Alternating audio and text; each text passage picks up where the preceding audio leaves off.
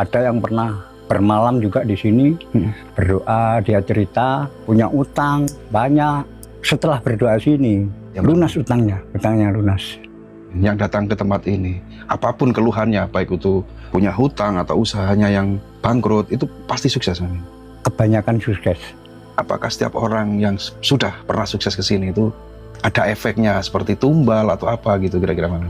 Tidak ada, Mas. Tidak ada. Berarti tempat ritual, boleh dibilang tempat penglarisan tanpa tumbal. Tanpa tumbal.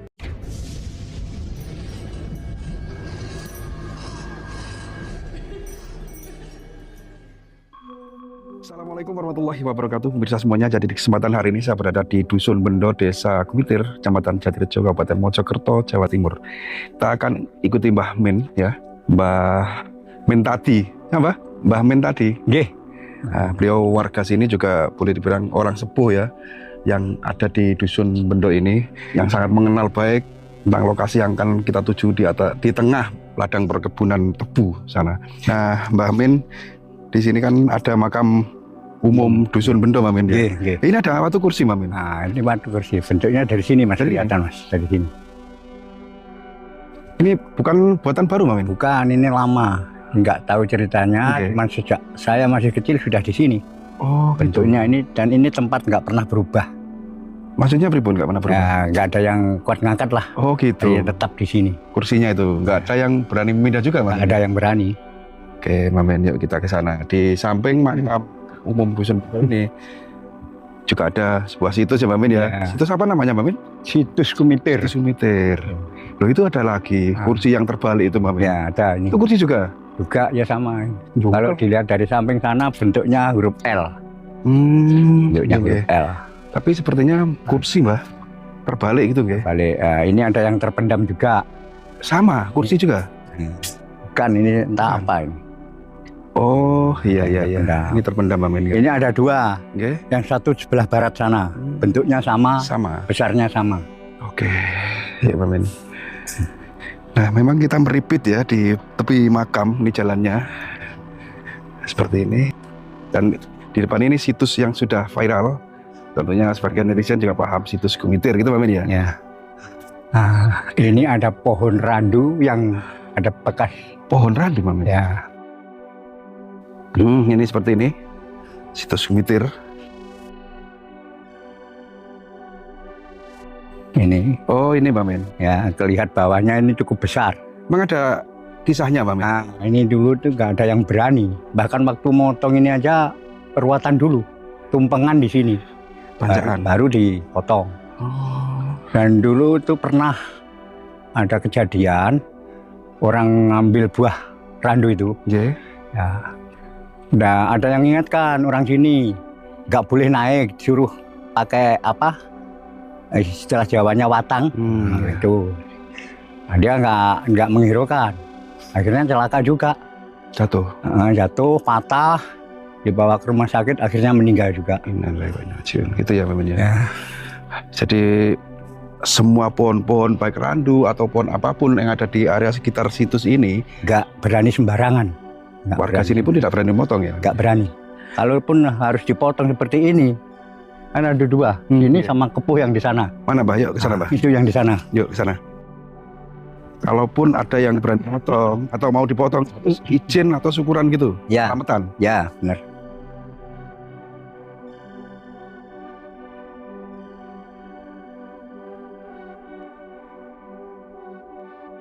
Tonggaknya pohon kepuh yang mana? Ya, ini. Dari sana aja, Mbah Min. Panas ini, Mbah. Ya. Biar nggak mantul matahari. Ya. Oh, ini tonggak pohon kepuh. Ya. Pripun, Mbah Min?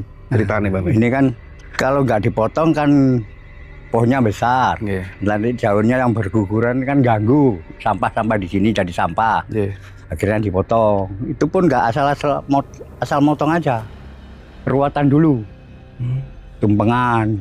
Dua ini sama pohon kepuh ini sama pohon randu yang di sana. Gitu ya, Mbah Min ya. Memang tidak boleh sembarangan motong ya. Nah, masalahnya dulu pernah terjadi di sebelah sana ada pohon kepuh. Yeah. Pohon kepuh itu besar, dan di pohon itu berlubang. Nah, di dalamnya itu banyak hewan apa ya? Orang Jawa mengatakan luwak.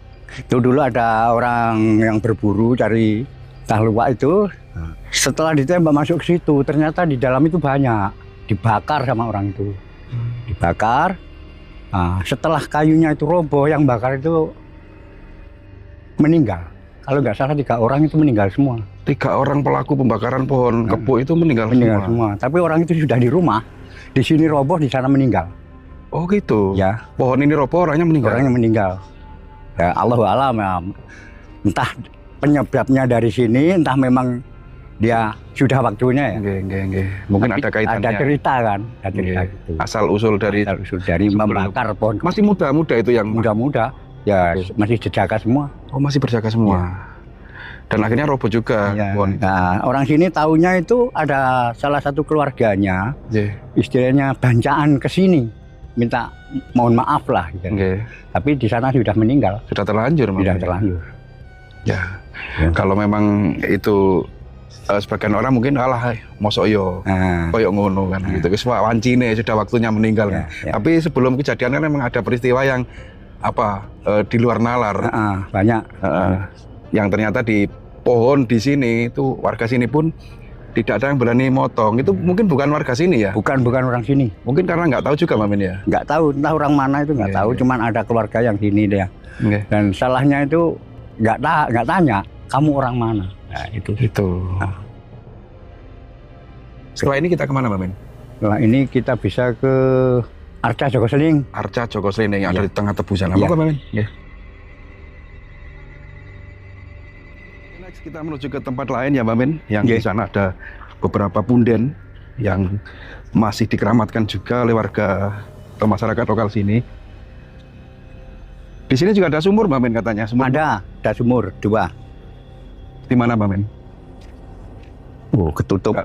Kelihatan? Kalau nggak kelihatan jangan. Nggak kelihatan, ketutup. Oh ketutup ya, nggak usah Mamin. Ketutup tumbuhan semak-semak. Ya takutnya ular atau apa nih. Ya. Oke, kita menuju ke lokasi yang lainnya. Ya. Nah, ini aksesnya harus melewati tanaman tebu seperti ini. Ya untungnya Mbak Men jarang-jarang ini tebunya ya. Bisa dilewati. Kalau tebunya sudah ditebang ada aksesnya lewat pematang sawah. Berusuk-berusuk lur. Setelah berusuk-berusuk di tanaman tebu kita sampai di suatu punden. Punden apa namanya, Pak? Punden Basaguh. Basaguh, Pak. Oh, di sana tuh pundennya. Punden Basaguh. Di situ juga ada situs, Mas. Di mana, Pak? Itu di Semak-semak kan belum saya tunjukkan. Oh, ada, Pak? Ada, saya diam aja. Oh, jangan tahu ya. Tahu. Situs yang masih tersembunyi dan sengaja tidak sama Mbah Men. Tidak diceritakan ke orang lain. Itu rumah Mbah sana, Mbah? Mana? Oh ya, rumah. Rumah, Mbah? Rumah. Rumah siapa, Mbah? Rumahnya Budi. Pak Budi. Pak Budi. Siapa beliau? Perangkat desa kah? Enggak, bukan. Warga. Orang sini.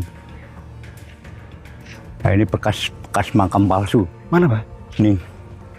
Bekas makam palsu. Itu yang dibongkar itu, Mbah? Ya. Ini ada yang ini dikasih nama Mbah Saguh yang di sini. Tapi palsu, Mbak ya? Palsu, yang sebenarnya itu yang ada di atas. Oh, waktu kasus pembongkaran makam palsu itu di sini? Di sini ada, di situ banyak. Tapi palsu semua. Palsu yang semua. Asli, yang tanah itu, yang atas 2 itu memang asli.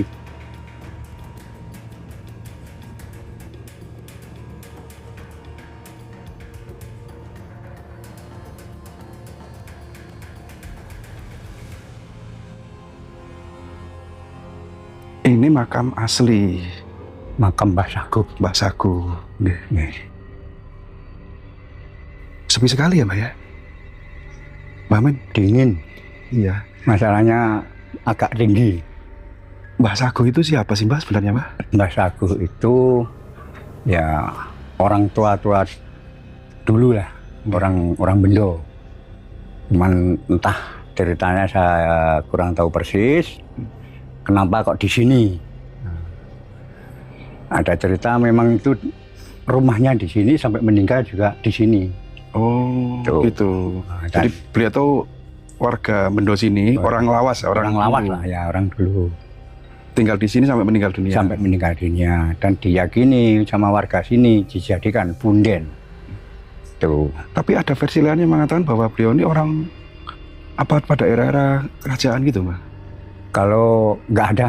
Nggak ada. Kalau dilihat dari situs yang digali ini jauh hubungannya dengan kerajaan. Oh, jauh ya. Masalahnya di atas reruntuhan. Oh. Di bawahnya sini ada Oke. situs. Sebenarnya di gundukan ini Ya, yang ada makamnya ini Ada. diduga ada situs yang Situs. terpendam. Ya, bahkan kalau di sebelah sini dulu itu waktu saya masih kecil, ini kelihatan dari sana. Ada tatanan batu bata kuno yang rapi di sini. Kelihatan dari sana. Tapi sekarang ketutup semak-semak ini. Oke. Ataukah mungkin untuk menutupi sebuah cagar budaya atau peninggalan Dijadikan makam. ya supaya tidak dijarah-jarah Nah, bisa juga orang-orang yang begitu. tidak bertanggung jawab seperti itu, Ya, Mas. bisa juga begitu. Karena identik dengan sebuah peninggalan itu pasti ada sesuatu yang berharga. Nah, Entah itu emas batangan, entah itu harta karun dan lain sebagainya kan katanya. ya. Berpendapat dulu di sini makamnya banyak. Itu semua palsu. Bahkan dikasih nama. Oh, ini bekasnya, Mbak ya? Nah, ini bekas. Ini makam palsu. Makam palsu. Yang ternyata setelah digali ya bawahnya keramik, nggak ada Ya, nggak ada makamnya. apa-apa. Memang nggak ada. Oke. Bahkan yang ini mungkin diuruk mungkin. Oke. Karena yang tinggi cuman ini doang. Oke. Nah, itu bekas makam, Mbak. Bekas banyak di sini. 1, 2, 3, 4. Yang ternyata memang benar-benar palsu. Yang Palsu. bawahnya itu keramik gitu. Keramik. Nggak ada apa-apa ini. Palsu. Ya. Jadi jangan sampai ada yang berpendapat itu palsu kok nggak dibongkar. Nggak, ini nggak palsu. Ini asli. Saya saksi, saya orang warga sini. Ini memang asli. Sejak saya kecil masih sudah ada di sini. Ada. Kalaupun misalnya digali ya benar-benar makam, Bang. Ya kemungkinan. Ada kerangka gitu. Ada cerita mistis nggak di tempat ini, Mbah? Sepengetahuan jenengan yang jenengan asli warga sini dan dari kecil hidup di sini. Kalau cerita yang mistis dulu itu pernah ada orang yang sakit ya. Sakit diasingkan dari kampung. Di sini dulu ada pohon juwet sebelah sini, juwet besar. Nah, dia nggak pernah pulang. Di sini siang malam bahkan makan pun kalau ada yang ngasih dia makan, nggak ada yang nggak. Nah, akhirnya yang sakit itu sembuh, cuman pohonnya mati. Mati. Nah, setelah sembuh beberapa lama bisa kerja lagi, sepertinya kambuh lagi, sakit lagi sampai meninggal. Itu ya, yang kejadian yang jenengan ketahui tentang kemisisan dari lokasi Punden Mbah Saguh. Mbah Saguh. Oke, kita next menuju Punden Joko Selining. Ini kembali berusuk di ladang tebu.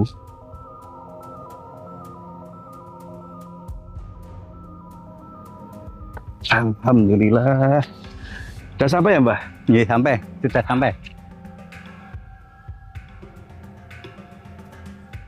Ini lokasi pundennya seperti ini di tengah ladang tebu.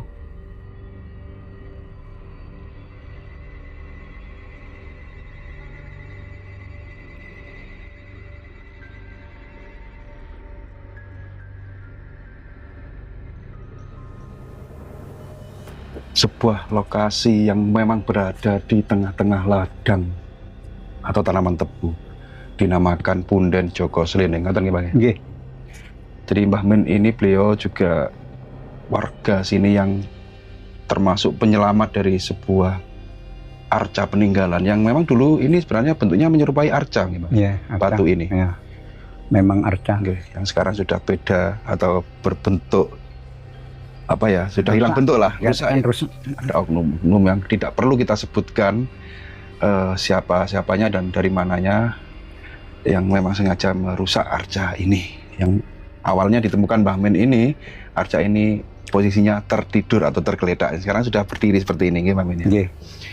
Ya, tempat ini kan memang sudah sangat terkenal. Sebagian kalangan masyarakat juga yakin ketika berdoa di sini dengan keluhan kehidupannya yang bolehlah dibilang itu ketelayak uripe, usahanya gagal atau suatu bisnisnya yang terhalang atau terkendala suatu masalah. Setelah ritual di sini, sekian persen mereka sukses. Gitu Mbak Min ya? Iya, kebanyakan berhasil. Kebanyakan berhasil. Mbak Min bisa sedikit bercerita tentang bagaimana dan seperti apa sih? Kenapa kok bisa dinamakan Punden Joko apa? Joko Selining. Selining. Mau nggak Mbak Min? Ya. Ini ya. Nah, kalau melihat dari nama Joko Selining, nah, itu menurut saya pribadi, karena ini bentuk arcanya nggak seutuhnya bentuk manusia, bisa dikatakan separuh. Nah, itu orang Jawa kan suka istilah Jawa otak-atik, matuk. Nah, dilihat dari mek selining, saklining, sasigar. Nah, makanya dinamakan Joko Selining gitu aja. Masalahnya, nama yang asli sebenarnya masyarakat sini nggak ada yang tahu. Jadi untuk memasyarakatkan disebut Joko Selining. Ya. Mungkin aslinya bukan itu. Terus berkembang juga atau beredar juga di masyarakat bahwa warga Dusun Bendo ini di malam-malam tertentu itu pernah mengalami suatu kejadian aneh, yaitu suara derap kaki kuda yang terdengar kelindingan atau loncengnya sebagai gandul di leher kuda itu sangat terdengar, atau kerincing kuda ya, kelincingan kuda. Kerincing itu ya. Apakah itu benar, Bang? Memang benar. Dulu kalau masih tempo dulu sebelum ada aliran listrik masuk desa, masih lampu minyak tanah. Di sini kan gelap. Kalau malam-malam tertentu, biasanya malam Jumat Legi sama Jumat Kliwon, itu sering masuk kampung. Itu kedengaran seperti ada kuda lari. Kalau orang yang bisa melihat dengan mata batin, bisa tahu siapa yang naik kuda itu. Kalau nggak bisa melihat, itu nggak 1-2 orang, semua orang kedengaran. Satu desa, satu dusun? Satu desa, ya. Kedengaran kuda lari, toplak gitu. Kedengaran. Tuh. Bahkan lebih sering lagi kalau ada, kalau dulu kan ada istilahnya pegebluk.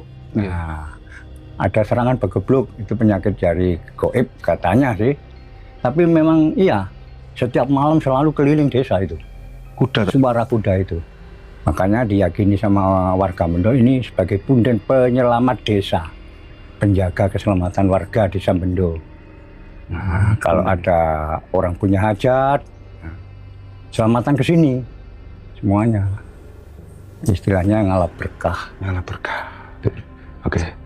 Nah, itu tadi sedikit cerita nyata yang mungkin karena di era dulu belum ada Android ya, Mbak Min ya. Kalau misalnya sudah ada HP Android, mungkin bisa didokumentasikan atau direkam. Ya, bisa. Sosok kuda ataukah suara derap kaki kuda tersebut, kan ngoten nggih. Iya. Nah, kenapa sekarang ya, sampai sekarang pun tempat ini walaupun lokasinya sangat tersembunyi, tapi orang tahu bahwa di sini sering didatangi orang yang punya hajat atau tujuan tertentu. Ya. Bahkan Mbah Min sendiri sering Mbah Min ya, mengantar orang sering. Ketika punya keluhan hidup. Mbah Min, tidak perlu disepil nama dan alamat si pelaku ritual, tapi bolehkah bercerita tentang salah satu contoh aja orang yang benar-benar hidupnya kesusahan, datang ke sini jenengan dampingi, beliau itu sukses dengan apa yang diucap di sini atau didoakan di sini atau minta atau berdoa di sini gitu. Ya. Itu saya jangankan pernah ya sering saya mengantar, entah kenapa saya sendiri nggak tahu kok setiap ada orang yang ke sini saya itu ketemu. Saya diminta tolong tak antar. Bahkan sampai ada yang pernah bermalam juga di sini, berdoa, dia cerita usahanya gagal, ada yang bisa toko, warung, ada yang punya utang banyak. Itu setelah berdoa sini, saya lihat semuanya berhasil. Entah dari sini, entah itu memang dikasih anugerah dari Allah. Saya sendiri juga manusia biasa, jadi saya nggak bisa memastikan. Tapi dengan lantaran mohon bantuan apa memang di sini tempatnya yang lebih dekat dengan Yang Maha Kuasa, saya kurang tahu. Tapi banyak yang berhasil. Termasuk tadi di belakang kamera jenengan menceritakan ada pelaku ritual yang punya utang ratusan juta, Ya. gitu ya, menangis-nangis lah, curhat sama jenengan minta Ya. tolong, akhirnya jenengan antar ke sini juga lunas ya, Pak? Lunas utangnya lunas. Ya, bahkan jadi saudara sama saya. Sampai sekarang jadi saudara. Saya pun walaupun begitu saya nggak pernah kok. Boleh dibuktikan. Saya nggak pernah meminta-minta apa imbalan, nggak pernah. Saya cuma menolong kan nggak ada batasan Mas ya, nggak ada batasan. Saya memang sudah nggak mampu ya saya bilang nggak mampu, gitu aja. Terus syarat ritual orang yang datang ke sini itu harus membawa apa atau hari apa yang baik gitu, Mam, kira-kira? Kalau di sini umumnya itu orang ke sini Jumat Kliwon, Mas. Jumat Kliwon, Malamnya kan? malam Jumat Kliwon. Jadi siangnya Kamis, nanti malam kan malam Jumat Kliwon. Sering-sering itu ke sini bermalam. Itu kalau punya hajat yang besar, entah usahanya bangkrut apa-apa gitu. Nah, nanti di sini itu memohon sama yang kuasa. Itu Malam Jumat Kliwon. malam Jumat Kliwon. Terus apa saja yang harus dipersiapkan dari rumah Nah, untuk dibawa ke sini, Mamin? ya biasanya orang ke sini itu cuman ya bawa kembang sama minyak gitu. Bahkan ada yang nggak bawa apa-apa juga ada. Cukup membakar dupa saja gitu di sini. Cukup membakar dupa. Jadi untuk masalah minyak, apa kembang, apa ubur ampe itu kan tergantung si pelakunya, keyakinannya di mana. Sampai itu doa-doa pelaku ritual itu jenengan yang mendampingi atau jenengan yang mengucapkan doa atau pelakunya langsung? Otomatis saya membantu. Dengan catatan saya harus tahu tujuan orang itu. Saya membantu, memohon kepada yang kuasa. Selanjutnya dia yang saya suruh Berdoa sendiri. Sesuai dengan keluhan hatinya. Nah, begitu. Tapi rata-rata, Mamin, yang datang ke tempat ini, apapun keluhannya, baik itu punya hutang atau usahanya yang bangkrut, itu pasti sukses, Mamin. Kebanyakan sukses. Banyak yang sukses. Terus apakah juga ya namanya, ya mohon maaf ya, semua itu kan lantaran Allah Subhanahu wa Ta'ala ya. Lantaran tempat seperti ini yang diyakini doa di tempat-tempat seperti ini mudah ijabah kan gitu ya. Dan otomatis kan suatu yang gaib dan memohon ya, bantuan gaib itu kan pasti ada dampak resiko. Apakah setiap orang yang sudah pernah sukses ke sini itu bolehlah dibilang ada efeknya seperti tumbal atau apa gitu kira-kira, Mas? Tidak ada, Mas. Tidak ada. Ya. Berarti tempat ritual boleh dibilang tempat penglarisan. Bisa juga. Tanpa tumbal. Tanpa tumbal, ya bisa juga.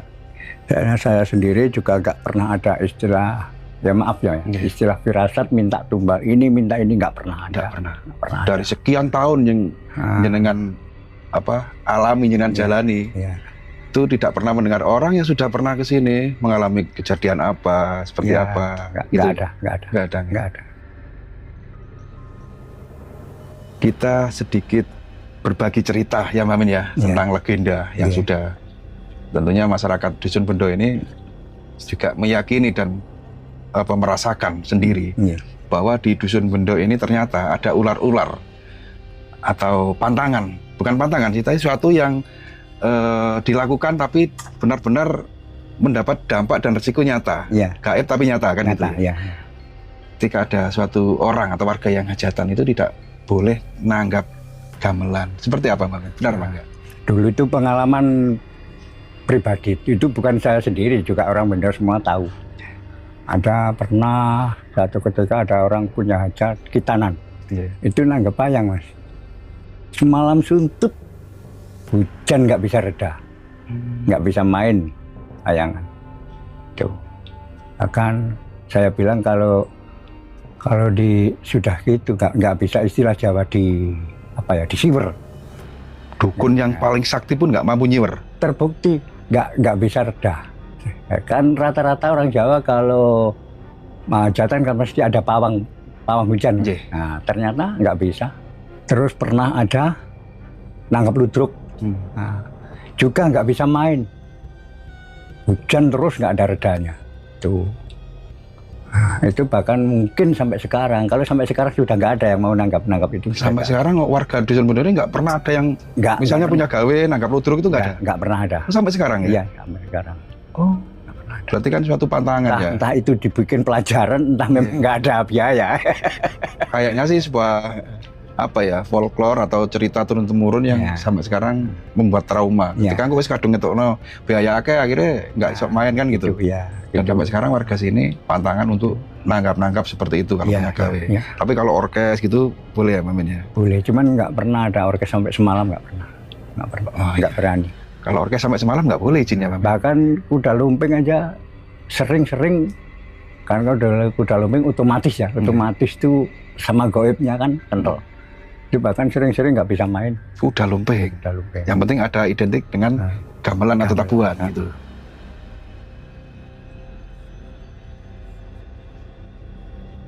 Nggih, Mamin, mungkin untuk yang terakhir kali, plus nanti jenengan tutup dengan pesan-pesan lah tentang tempat yang tentunya memiliki cerita sejarah ya di masa lampau. Terkenal dengan tempat penglarisan atau ritual untuk mencari penglarisan atau pertolongan lantaran sebuah punden kan gitu ya. Apakah para tamu yang datang ke sini cukup satu kali atau harus beberapa kali datang ke sini sampai terwujud apa yang diinginkannya, Mamin? Ya ada yang sekali, istilahnya sekali jadi, sekali langsung berhasil, itu juga ada. Terus kalau nggak bisa sekali berhasil, biasanya sampai 2 kali ke sini. Nah, insya Allah itu nggak sampai 3 kali. Biasanya cuma 2 kali terus berhasil. Paling banyak hanya 2 kali. 2 kali. Ya. Itu pasti jaminan berhasil loh. Ya. Bahkan kalau sudah berhasil, nggak ada istilahnya aturan atau diwajibkan ke sini lagi, nggak ada. Harus tumpengan ke sini nggak ada ya? Nggak ada. Kalau seandainya ingin tumpengan, yaitu kan terserah orangnya yang ke sini. Kalau di sini nggak ada. Harus melakukan ritual ini nggak ada. Nah, jadi, 1 kali hadir sukses, paling lama 2 kali pasti sukses. Kayak gitu. Yang terakhir Mamin, pesan dan kesan tentang tempat ini. Untuk semua saja, ya semua warga, semua kita yang masih ada, ini kan hasil tinggalan budaya leluhur. Nah, jadi ini jangan sampai dirusak. Ya dijaga, dilestarikan. Ini kan hasil budaya leluhur kita. Ya jangan bilang wah itu kuno, jangan bilang begitu. Seandainya nggak ada orang kuno, nggak ada leluhur kita, ya nggak mungkin kita bisa semaju sekarang ini. Itu pejuang kita. Ya. Makanya harus, walaupun sudah cuman bentuknya ini ya, harus kita jaga, harus kita hormati, dirawat, gitu. Toh nggak merugikan ya, Pak? Ya nggak merugikan sama sekali. Bahkan kalau merawat kan ada aturan sendiri nanti. Urusannya yang di atas. Dan tanpa leluhur kita nggak mungkin ada sampai sekarang ini. Ya? Benar. Oke. Jadi terlepas dari apa itu syirik, apa itu musyrik, yang intinya dimanapun kita berdoa itu sebenarnya sama saja. Cuma terkadang suatu tempat yang untuk berdoa itu kan membutuhkan tempat yang hening, agar supaya terijabah doa-doanya. Dan salah satunya di tempat ini. Disitulah tempat yang hening, bisa tenang, kita berdoa bisa khusyuk. Ya cukup Mamin ya? Ya cukup. Nah pemirsa semuanya, jadi itu tadi yang disampaikan Mbah Min terkait sebuah situs ya, boleh saya bilang situs? Ya. Karena ada batu yang memang dulunya ini arcah kan gitu Mbah. Ya. Yang dinamakan Joko Srinding. Ada di Dusun Bendo, desa Gumitir ya, Kecamatan Jatirejo, Kabupaten Mojokerto, Jawa Timur. Jadi mohon maaf apabila ada kesalahan baik itu ucapan yang kami sampaikan maupun tayangan dalam video kali ini ya. Karena kami sebagai manusia biasa tentu tidak luput dari salah hilaf maupun lupa. Untuk tayangan kali ini saya akhiri sampai di sini dulu. Assalamualaikum warahmatullahi wabarakatuh.